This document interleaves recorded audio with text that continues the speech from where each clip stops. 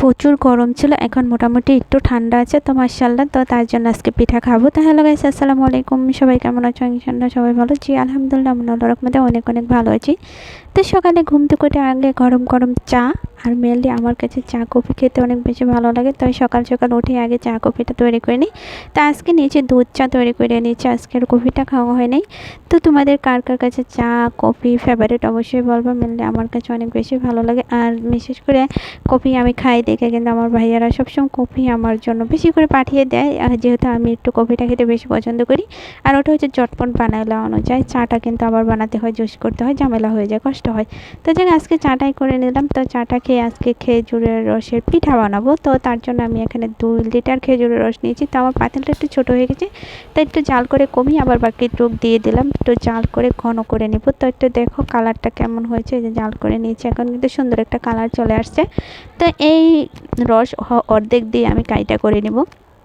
এই রসটা যখন বলক চলে আসবে তখন আমি যে গুঁড়িটা দিয়ে কাইটা করে নিচ্ছি। তা এই যে দেখো কাইটা করে নিয়েছি, এখন এগুলোকে ভালো করে মলে পিঠা তৈরি করে নেব। তো তার জন্য এই যে পিঠে নিয়েছি, আর এতে এভাবে পিঠাগুলো আমি বানিয়ে নেব একে একে। তো তোমাদের দেখিয়ে দিচ্ছি এই পিঠাটা কার এলাকায় কী বলে। অনেক জায়গায় সাথে পাকানো সেমাই বলে, আবার অনেক জায়গায় স্যাওয়া পিঠা বলে, আবার অনেক জায়গাতে বলে সেওই পিঠা। তো কার এলাকাতে কী বলে অবশ্যই বলবো। মেনলি আমাদের এলাকাতে ছেয়া পিঠাটাই বলে। তো তারপর আমি তো চলে গেলাম রান্না করতে।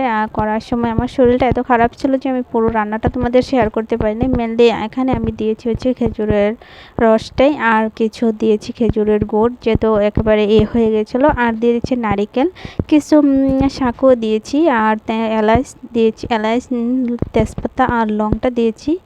তেজপাতা আর দারচিনিটাই দিয়েছি, লংটা দেওয়া হয়নি, সরি। তো তারপরে হয়েছে যে সুন্দর করে একটা জাল করে যখন বলক চলে আসছে তখন আমি দিয়ে দিয়েছি এই যে সেমাইগুলো সুন্দর করে। এখন দেখো কালারটা কি সুন্দর হয়েছিল। মানে ভিডিও করতে পারি না, শরীরটা অনেক খারাপ হয়ে গেছিলো তাই। আর এদিকে দেখো মশা চলে আসছে আমার পিঠা খেতে।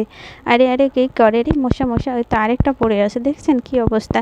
মানে মশা এত বেশি, শহরে এক সমস্যা, মশার কিন্তু অনেক জ্বালা যন্ত্রণা। তো যাক পিঠা আমি এদিকে ইচ্ছিল, ওরে এটা কি মশা নাকি রে, ভিতরে ঢুকে গেল, যাক জানি না কি। তাই এখন এই যে সুন্দর করে একটু ঠান্ডা করে বেড়ে নেব। মেনলি তোমাদের কার কাছে পিঠাটা কেমন লাগে অবশ্যই জানাবো। আমার কাছে অনেক বেশি লাগে, প্রায়ই রান্না করা হয়। আর যেহেতু এখন হচ্ছে রসের সিজন না, তারপর রসটা কিনা ফ্রিজে রেখে দিয়েছিলাম আগে এনে। তো এই যে ফ্রিজ এখন বের করে রান্না করে নিচ্ছি, খেতে কেমন হবে অবশ্যই জানাবো। আর কে কে খাবা অবশ্যই চলে আসতে পারো। আর খেতে কিন্তু অনেক মজার হয়েছিল, মেনলি অনেক মজার হয়েছিল, যেহেতু অনেক দিন পর পিঠা রান্না।